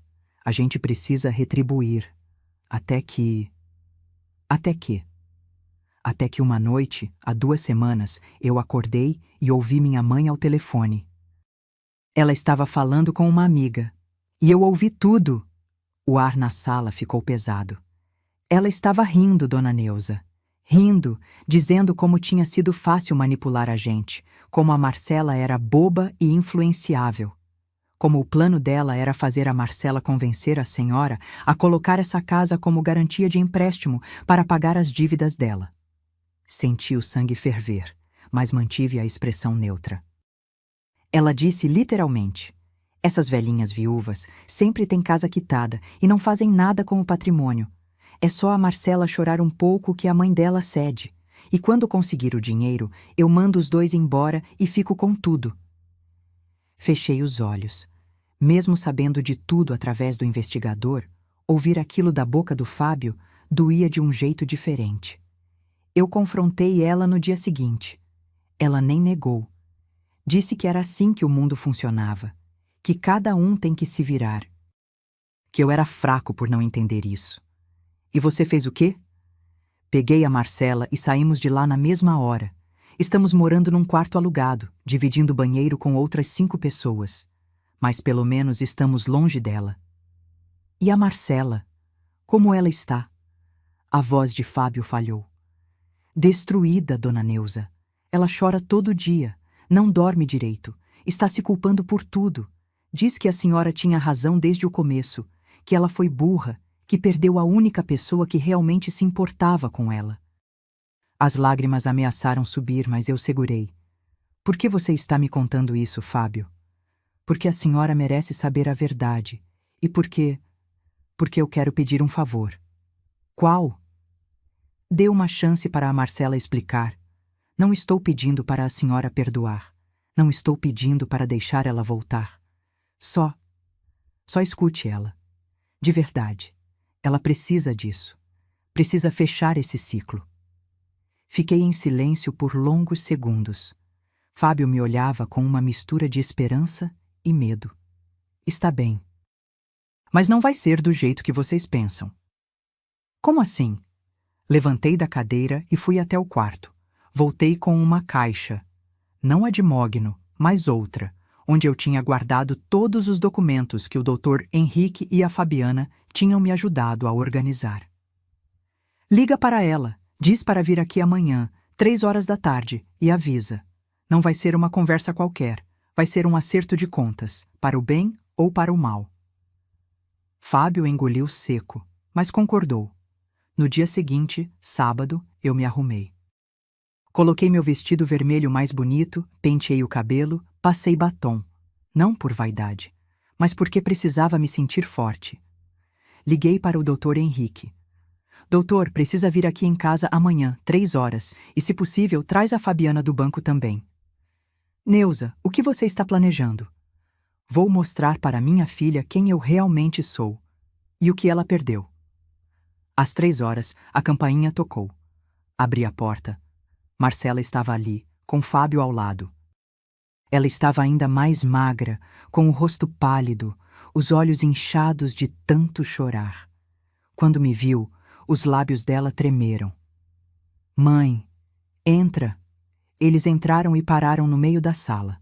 Foi quando viram o Dr. Henrique e a Fabiana sentados no sofá, com pastas e documentos sobre a mesa de centro. Mãe, o que é isso? A voz de Marcela saiu trêmula. Senta. Apontei para as cadeiras. Eles sentaram, confusos e assustados. Eu fiquei de pé, de frente para eles. Era meu momento. Minha hora de falar tudo que estava engasgado há meses. Marcela, você me chamou de pobre. Disse que minha casa cheira a pobreza. Escolheu morar com uma mulher que acabou de conhecer em vez da mãe que te criou sozinha. Ela abaixou a cabeça, as lágrimas já começando a cair. Então, eu vou te mostrar exatamente quem é essa mãe pobre que você desprezou. Peguei o primeiro documento. A escritura do terreno. Isso aqui é um terreno de 2.000 metros quadrados na Zona Sul. Vale R$ 890 mil. Seu pai comprou quando você era bebê. Eu mantive, nunca vendi. Joguei o papel na mesa. Marcela olhou, boquiaberta. Peguei os extratos bancários. Aqui, R$ 340 mil em aplicações. CDB, Tesouro Direto, fundos de investimento. Cada centavo guardado com sacrifício, enquanto você crescia, achando que a gente não tinha nada. Joguei os papéis. Fábio estava pálido. Peguei a escritura da casa. E isso aqui. A casa que cheira a pobreza. Quitada. Vale R$ 420 mil. Totalizando, fiz uma pausa dramática. R$ 1.650 mil. O silêncio na sala era sepulcral. Você me chamou de pobre, Marcela. Mas a única pobreza que existe nessa casa é a pobreza de caráter que você demonstrou. Marcela estava branca como papel, a boca entreaberta, os olhos arregalados, as mãos tremendo sobre o colo. Fábio não estava muito melhor. Tinha levado a mão à testa e murmurava um "meu Deus", quase inaudível. Eu continuei de pé, firme, com a pasta na mão. Não tinha terminado. Vocês acham que eu vivia de aposentadoria mixuruca e bicos de costura? Eu escolhi viver assim. Escolhi simplicidade para te ensinar valores, Marcela. Para que você crescesse sabendo dar valor ao dinheiro, ao trabalho, ao suor de cada conquista. Peguei outro documento. O Novo Testamento. Mas você preferiu acreditar numa mulher que mal conhecia. Preferiu a ostentação falsa da Silmara à verdade simples da sua própria mãe. Então, eu tomei uma decisão. Estendi o papel para o Dr. Henrique. Ele se levantou, com sua postura solene de advogado, e começou a ler em voz alta. Testamento de Neuza Aparecida dos Santos, registrado em cartório no dia 15 de setembro de 2025. Cláusula 1ª. 70% do patrimônio total, equivalente a aproximadamente R$ 1.155.000, será destinado ao Lar dos Idosos São Vicente de Paula. Marcela soluçou. Um choro baixo, engasgado, de quem está ouvindo o mundo desmoronar. Cláusula 2ª. 20% do patrimônio, equivalente a R$ 330.000, será destinado a Célia Rodrigues dos Santos, prima em segundo grau da testadora. Mãe! Marcela tentou falar, mas a voz não saiu direito. O Dr. Henrique continuou, implacável.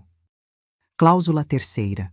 10% do patrimônio, equivalente a R$ 165.000, será destinado a Marcela dos Santos Ferreira, filha única da testadora, desde que sejam cumpridas as seguintes condições. Ele fez uma pausa. O silêncio era tão pesado que eu conseguia ouvir o tic-tac do relógio de parede. Condição A. A herdeira deverá cumprir 200 horas de trabalho voluntário no Lar dos Idosos São Vicente de Paula, com registro em livro-ponto e comprovação através de relatórios mensais.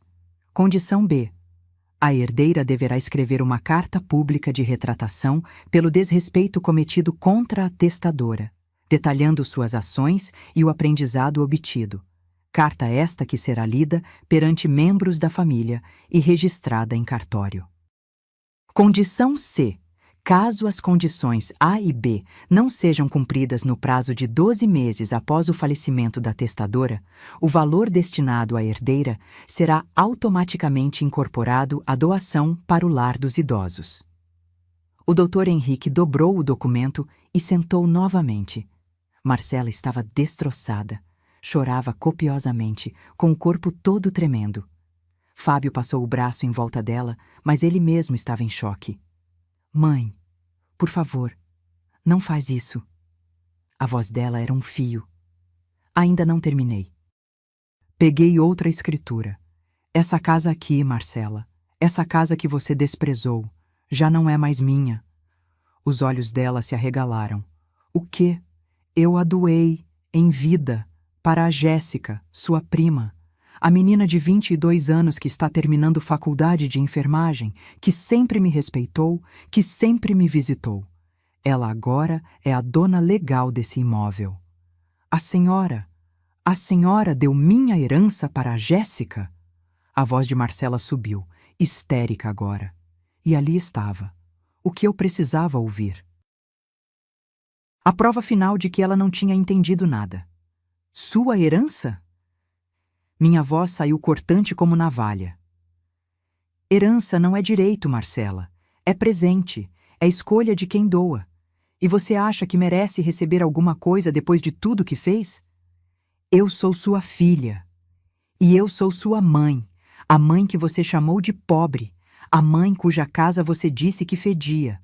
A mãe que você abandonou sem olhar para trás. Levantei da cadeira e fui até ela. Me abaixei para ficar na altura dos olhos dela.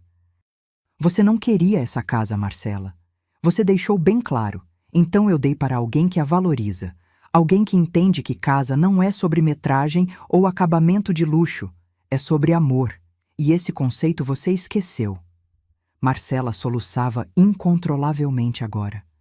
Fábio estava com o rosto enterrado nas mãos. Mas eu não sou cruel. Continuei, minha voz baixando o tom. Eu ainda sou sua mãe. Então deixei R$ 165.000 para você. É dinheiro suficiente para você recomeçar a vida, comprar um apartamento pequeno, mobiliar, ainda sobra para uma reserva de emergência.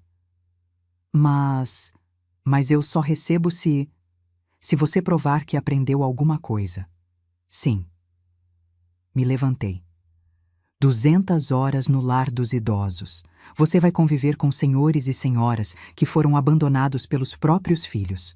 Vai ouvir as histórias deles, vai sentir a dor deles. E talvez, só talvez, você entenda a dor que causou em mim. Fábio ergueu o rosto. Dona Neuza, e se a Marcela cumprir as condições? A senhora vai voltar a ter contato com ela? Era a pergunta que eu estava esperando. Depende? Olhei para Marcela. Depende se o arrependimento dela é real ou se é só teatro para conseguir o dinheiro. Depende se ela realmente vai mudar ou se vai voltar a ser a pessoa que me desprezou. Eu vou observar. Vou acompanhar. E no final, vou decidir se quero ter minha filha de volta na minha vida. A Fabiana, que tinha ficado quieta o tempo todo, finalmente falou. Sua voz era suave, mas firme. Marcela, posso dizer uma coisa? De mulher para mulher? Marcela acenou que sim, entre soluços. Sua mãe podia ter simplesmente te deserdado. Podia ter dado tudo para a caridade e pronto. Mas ela não fez isso. Ela criou uma ponte. Difícil sim. Dolorosa, com certeza. Mas é uma ponte. Ela está te dando uma chance de provar que você pode ser melhor. Não muita gente recebe essa oportunidade. Marcela olhou para mim. Realmente olhou. E pela primeira vez em meses, vi algo diferente naqueles olhos. Não era desespero, não era raiva, era compreensão. Dolorosa, tardia, mas genuína. Mãe, eu não tenho nem palavras para dizer o quanto eu estraguei tudo. Não tem mesmo. Palavras nesse momento não significam nada. Só ações. Eu vou fazer. Vou cumprir as 200 horas. Vou escrever a carta. Vou fazer tudo o que a senhora pediu. Não está fazendo para mim, Marcela. Está fazendo por você. Para que você aprenda a ser uma pessoa melhor. Fábio se levantou. Dona Neuza, eu também quero pedir desculpas. Por tudo. Por ter permitido que minha mãe manipulasse a gente. Por não ter defendido a senhora quando deveria. Eu falhei como genro. Olhei para ele. Havia sinceridade ali. Diferente da filha, ele tinha acordado mais rápido para a realidade. Fábio, você foi criado numa dinâmica tóxica. Entendo isso. Mas agora você é adulto e casado. Precisa aprender a colocar limites, inclusive na sua mãe. Já coloquei, dona Neuza. Cortei contato. Não falo mais com ela e não vou voltar a falar tão cedo. Acenei. Era um começo. Vocês podem ir agora. Dr. Henrique e Fabiana vão deixar cópias dos documentos com vocês, para que fique tudo registrado, tudo oficial. Marcela se levantou cambaleante. Veio em minha direção como se fosse me abraçar, mas parou no meio do caminho. Sabia que não era hora ainda. Mãe, eu vou reconquistar sua confiança.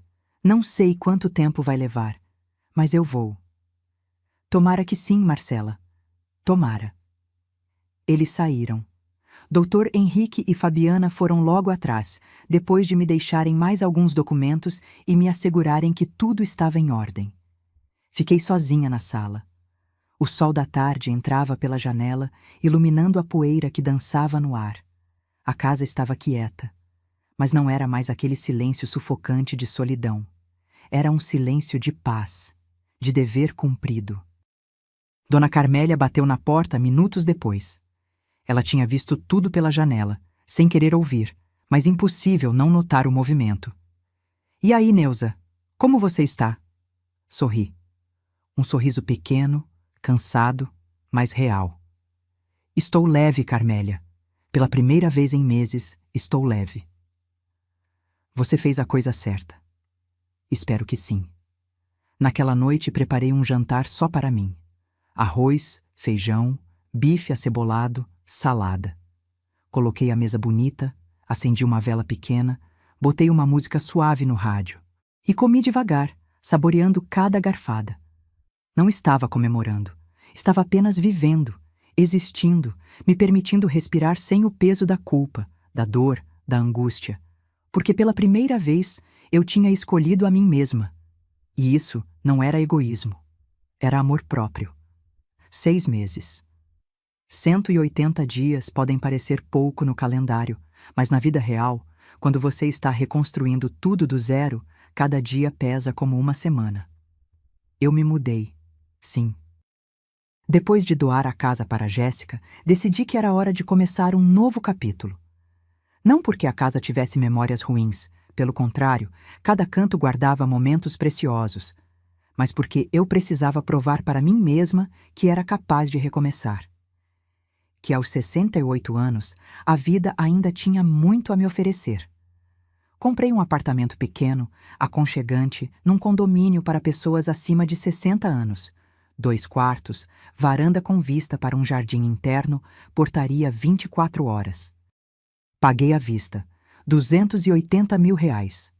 O dinheiro saiu das minhas aplicações sem nem fazer cócegas no saldo. O condomínio era cheio de vida.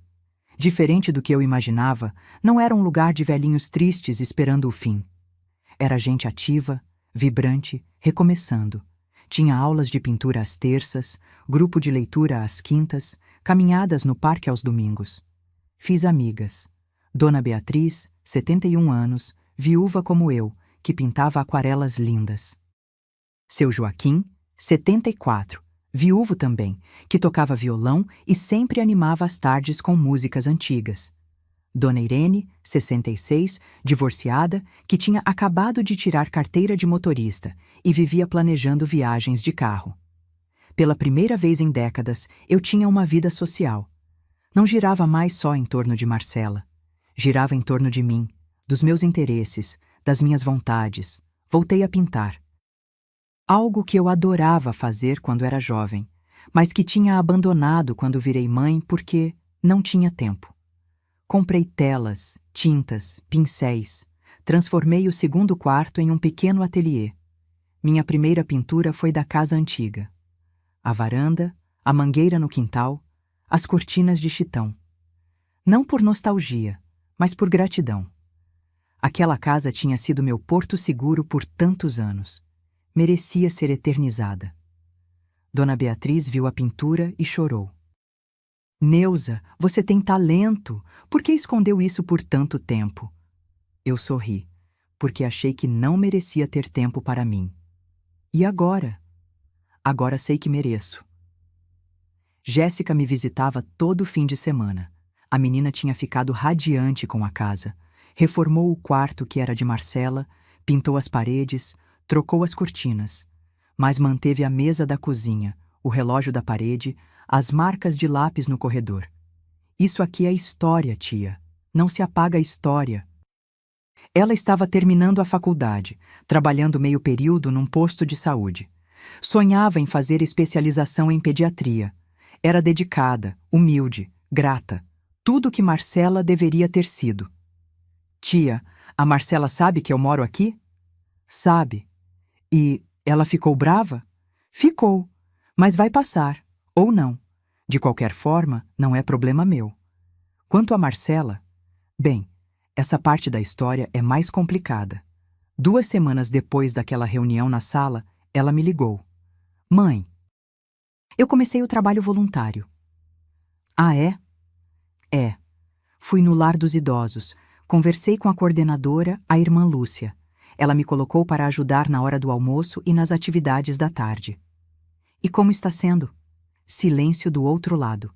Depois, a voz embargada. Difícil, mãe. Muito difícil. Por quê? Porque eu vejo a senhora em cada um deles, na dona Alzira, de 81 anos, que os filhos largaram num asilo e nunca mais visitaram. No seu Mário, de 76, que chora toda noite chamando pelo filho que mora em outro estado e não atende o telefone. Na dona Conceição, de 85, que guarda bombons numa caixinha achando que os netos vão visitá-la, mas eles nunca vêm. Senti um aperto no peito. Eu fico olhando para eles e penso, eu estava fazendo isso com a senhora. Estava te abandonando. Estava te tratando como peso, como estorvo. E se a senhora tivesse ficado sozinha, doente, precisando de ajuda, eu não teria estado lá. Marcela, não, mãe, deixa eu falar, eu preciso falar. Esses 3 meses no lar têm sido os piores e os melhores da minha vida. Piores porque estou vendo na prática a dor que causei. Melhores porque estou aprendendo o que realmente importa. Fiquei calada, deixando ela desabafar. A dona Alzira me contou que a filha dela era gerente de banco. Bem-sucedida, carro importado, apartamento de cobertura. Mas quando ela ficou doente, a filha botou ela num asilo e sumiu. Disse que não tinha tempo para cuidar de velha. A senhora sabe o que a dona Alzira me disse ontem? O quê? Ela disse: filha, dinheiro a gente ganha e perde, mas caráter? Isso ou você tem ou não tem, e a minha filha não tem. Ela falou isso sorrindo, mãe, mas era um sorriso triste, daqueles que escondem uma ferida que nunca vai cicatrizar. Limpei as lágrimas que escorriam pelo meu rosto. Eu não quero ser essa pessoa, mãe. Não quero que daqui a 20 anos você esteja num lugar desses, olhando para a porta esperando uma filha que nunca vai chegar. Marcela, você ainda está cumprindo as horas porque quer o dinheiro ou porque realmente está aprendendo? As duas coisas. A resposta foi honesta. Não vou mentir. O dinheiro faz falta. Eu e o Fábio estamos morando num apartamento de um quarto que mal cabe a gente. Estamos pagando aluguel caro, juntando centavo por centavo. Seria mais fácil se eu tivesse a herança agora. Mas eu também estou aprendendo. De verdade. Cada hora que passo no lar é uma aula de humildade. Respirei fundo. Quantas horas você já cumpriu? 96. Faltam 104. Continue. E quando terminar, me liga. A gente conversa sobre o próximo passo. Sim, mãe. E obrigada. Pelo quê? Por não ter desistido de mim, mesmo quando eu merecia que a senhora desistisse. Desliguei com o coração apertado, mas também com uma pontinha de esperança. Fábio também me ligou algumas vezes. Me contava como estavam as coisas, como ele tinha cortado relações com Silmara, como estava fazendo terapia para lidar com os traumas de uma criação manipuladora. Era um bom rapaz, tinha potencial, só precisava de tempo para amadurecer. Quanto a Silmara, bem, as notícias que chegaram até mim foram através de Terezinha. Neuza, você nem imagina. A mulher perdeu o apartamento. Foi despejada. Está morando numa kitnet de 2 cômodos na periferia. O carro foi tomado pelo banco. Perdeu o emprego na loja porque deram falta de dinheiro no caixa e desconfiaram dela. Nossa! E tem mais. O Fábio cortou a pensão que dava para ela. Agora ela recebe só R$ 800 por mês, uma ajuda básica que ele dá por pena. Mas acabou a mordomia, acabou a vida de aparências. Não senti pena, nem alegria, só uma confirmação de que a verdade sempre vem à tona. Pode demorar, mas vem. Numa manhã de sábado, 4 meses após a mudança, eu estava na varanda do meu apartamento tomando café quando o telefone tocou. Marcela. Mãe, eu terminei. Terminou o quê? Às 200 horas. Acabei ontem. A irmã Lúcia me deu o certificado de conclusão. Senti o coração acelerar. E a carta?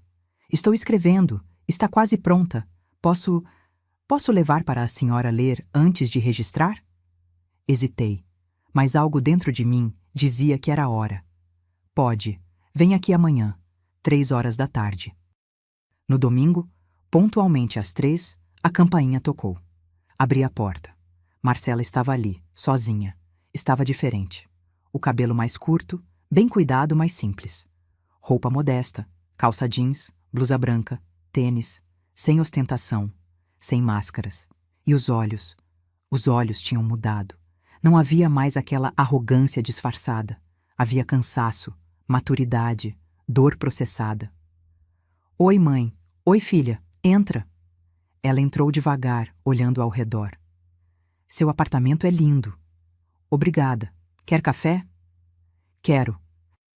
Preparei café, coloquei na mesa alguns biscoitos, sentamos uma de frente para a outra, como naquela tarde há meses atrás. Mas tudo era diferente agora. Trouxe a carta. Ela tirou um envelope da bolsa. Está aqui. Reescrevi 5 vezes. Ainda não sei se está boa, mas é o melhor que consegui fazer. Peguei o envelope. Estava pesado. Abri devagar e comecei a ler. Minha querida mãe, escrevo essa carta com as mãos tremendo e o coração partido. Não por obrigação, mas por necessidade. Necessidade de colocar para fora tudo o que aprendi nesses meses de dor, de trabalho, de reflexão. Eu te chamei de pobre. Disse que nossa casa cheirava a pobreza. Saí arrastando malas, sem olhar para trás, como se você fosse um peso do qual eu precisava me livrar. Hoje, depois de 200 horas convivendo com idosos abandonados, depois de ouvir histórias de mães que deram tudo e não receberam nada em troca, depois de ver a dor estampada no rosto de gente que só queria um abraço, uma visita, um "eu te amo", hoje eu entendo. A pobreza não estava na nossa casa, mãe. A pobreza estava em mim, na minha falta de gratidão, na minha vaidade, na minha cegueira. Eu troquei ouro por vidro. Troquei amor verdadeiro por falsidade embalada em papel de presente. A senhora sempre foi rica. Rica em caráter, em dignidade, em amor. Trabalhou calada, investiu em silêncio, construiu um patrimônio sem alarde. Não para ostentar, mas para me dar segurança. E eu cuspi nessa segurança. Conheci a dona Alzira. Ela tem 81 anos e chora todo dia esperando uma filha que nunca vem. Conheci o seu Mário, que guarda cartas antigas do filho e as relê toda noite antes de dormir. Conheci a dona Conceição, que prepara bolinhos achando que os netos vão visitá-la, mas eles nunca aparecem, e em cada um deles eu via você. Via o que eu estava fazendo, via onde eu ia chegar se não acordasse. Mãe, eu não mereço seu perdão, não mereço sua herança, não mereço nem estar aqui escrevendo essa carta, mas estou escrevendo porque preciso que a senhora saiba. Eu mudei. Não da noite para o dia. Não com mágica, mas mudei. Aprendi que casa não é sobre metragem, é sobre amor. Aprendi que riqueza não é sobre quanto você tem no banco, é sobre quanto você tem no coração. Aprendi que mãe é para sempre, mesmo quando a gente é burra demais para enxergar isso. Se a senhora me perdoar, vou passar o resto da minha vida honrando esse perdão. Se não perdoar, vou entender. Porque a dor que causei não tem tamanho de desculpa que caiba. Eu te amo, mãe. Sempre amei. Só estava perdida demais para mostrar. Sua filha, Marcela. Tonto. Terminei de ler com as lágrimas escorrendo livremente. Dobrei a carta devagar, coloquei de volta no envelope. Marcela estava chorando também. Esperando, com medo, com esperança. Está boa, mãe? Dá para registrar? Olhei para ela. Realmente olhei. E vi, finalmente, a filha que eu tinha criado. Não a mulher arrogante que me desprezou, mas a menina que aprendi a amar desde o primeiro segundo de vida. Está perfeita. Ela soltou um suspiro aliviado. Marcela, eu não vou dizer que está tudo bem, porque não está. A ferida ainda dói, mas está cicatrizando. Eu sei, mãe. E não vou fingir que a gente volta a ser como antes, porque não volta. A gente vai ter que construir algo novo, do zero. Eu topo, mãe. Eu topo reconstruir quantas vezes for preciso. Me levantei e fui até ela. Segurei seu rosto com as 2 mãos. Então vamos reconstruir, devagar, com paciência, com respeito mútuo. Ela se levantou e me abraçou. Um abraço apertado, daqueles que a gente dá quando tem medo de soltar e perder de novo. Ficamos assim por longos minutos, mãe e filha, quebradas, mas juntas. Nos meses seguintes, Marcela me visitava todo domingo. Trazia Fábio junto, tomávamos café, conversávamos, eu mostrava minhas pinturas, ela me contava sobre o trabalho. Aos poucos, a relação foi se reconstruindo. Tijolo por tijolo. Ela registrou a carta em cartório. Leu em voz alta numa pequena reunião de família. Eu, Jéssica, Fábio, Dona Carmélia, Doutor Henrique. Foi doloroso, mas foi necessário. E quando completou 1 ano desde a mudança, eu liguei para ela. Marcela, vamos almoçar fora amanhã. Só nós 2. Sério, mãe. Sério. Fomos num restaurante simples, daqueles por quilo. Comemos arroz, feijão, picanha, farofa. Conversamos sobre amenidades, sobre a vida, sobre planos futuros. No final, entreguei a ela um envelope. O que é isso? Abre. Ela abriu. Dentro, um cheque de R$165 mil. Mãe, eu não... Você cumpriu as condições. O dinheiro é seu. Mas a senhora não precisa dar agora. Pode esperar. Sorri. Marcela, eu não vou viver para sempre. E quero ver você usar esse dinheiro com sabedoria enquanto ainda estou aqui para orientar. Ela segurou o cheque com as mãos tremendo. Eu prometo, mãe. Prometo que vou usar direito. Vou comprar um apartamento pequeno, vou mobiliar com simplicidade, vou guardar uma parte para emergências. Eu sei, filha.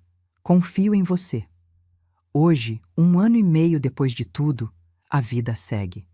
Marcela e Fábio compraram um apartamento de 2 quartos num bairro modesto. Mobiliaram aos poucos, com móveis simples, mas de qualidade. Ela voltou a estudar. Está fazendo faculdade de pedagogia, o sonho antigo. Fábio foi promovido no trabalho. Eles ainda me visitam todo domingo. E sempre que podem, levam bolo, flores, carinho. Jéssica se formou em enfermagem. Passou num concurso público. Está namorando um rapaz da igreja. Ela cuida da casa antiga com zelo, como se fosse um patrimônio sagrado. Por que é? Eu continuo no meu apartamento, pintando, lendo, vivendo. Dona Beatriz e eu fizemos uma pequena exposição no salão de festas do condomínio. Vendemos 3 telas. Doei o dinheiro para o lar dos idosos. Silmara, nunca mais ouvi falar. E não faço questão. Numa tarde de domingo, Marcela chegou com uma notícia. Mãe, eu estou grávida. O mundo parou. Eu ia ser avó. Quanto tempo? 2 meses. Descobri semana passada. Me levantei e a abracei. Parabéns, minha filha. Você vai ser uma ótima mãe. Mãe, eu queria te pedir uma coisa. Fala. Quando o bebê nascer, você aceita ser a madrinha? Não no papel, mas na vida. Quero que meu filho cresça conhecendo a avó de verdade. A avó que ensina valores, que conta histórias, que mostra o que é amor verdadeiro. Chorei. Chorei de alegria. Eu aceito, com todo o meu coração. Hoje, enquanto escrevo essas últimas linhas da minha história, olho pela varanda e vejo o sol se pondo, alaranjado, bonito, prometendo um novo amanhecer. Aprendi que perdão não é esquecer. É escolher não deixar a mágoa comandar sua vida. Aprendi que amor verdadeiro às vezes precisa ser duro para ser real. Aprendi que riqueza não se mede em reais, mas em dignidade, respeito, gratidão. Marcela aprendeu, do jeito mais doloroso possível, mas aprendeu. E eu? Eu aprendi que nunca é tarde para recomeçar, para escolher a si mesma, para viver com leveza. Porque no final, o que fica não é o tamanho da casa, o valor da conta bancária ou a marca do carro. O que fica é o legado de caráter que você deixa. E esse legado não tem preço. É a verdadeira riqueza. Siadi Nomo. Se essa história tocou seu coração, me conta nos comentários. De onde você está assistindo? E me diz, você já passou por algo parecido? Já teve que impor limites em alguém que amava? Deixe seu like se você acredita que respeito e dignidade vêm antes de qualquer coisa. E se inscreva no canal para continuar acompanhando histórias reais de superação, justiça e amor próprio. Porque aqui a gente não romantiza abuso. A gente ensina que todo mundo merece ser tratado com respeito, inclusive e principalmente pelas pessoas que a gente ama. Até a próxima história. E lembre-se, você vale muito mais do que qualquer um já te fez acreditar. Fim.